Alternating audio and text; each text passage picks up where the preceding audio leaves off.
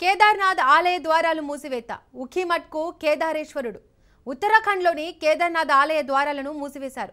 శీతాకాల నేపథ్యంలో భాయ్ దూజ్ పండుగ రోజున శాస్త్రోక్తంగా ఆలయ తలుపులను మూసివేయడం ఆనవాయితీగా వస్తోంది.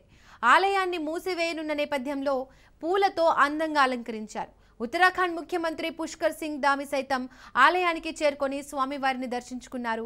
గురువారం వేకువజామున 4 గంటలకు ఆలయ తలుపులు మూసివేసే ప్రక్రియను ప్రారంభించారు. ఉదయం 4 గంటలకు ప్రత్యేక పూజలు ముగిసిన తర్వాత ద్వారాలను మూసివేసి పంచముఖి డోలి యాత్ర ఉఖీమఠ్కు బయలుదేరతారు.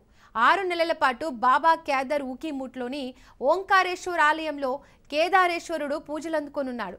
కేదార్నాథ్ ఆలయ తలుపులు మూసివేత అనంతరం స్వామివారిన పంచముఖి ఉత్సవ డోలి యాత్రగా తరలించారు.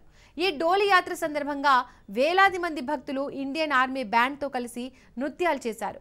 ఈ ఏడాది కేదార్నాథ్ యాత్ర సందర్భంగా 17.39 లక్షల మంది భక్తులు బాబా కేదార్ను దర్శించుకున్నారు.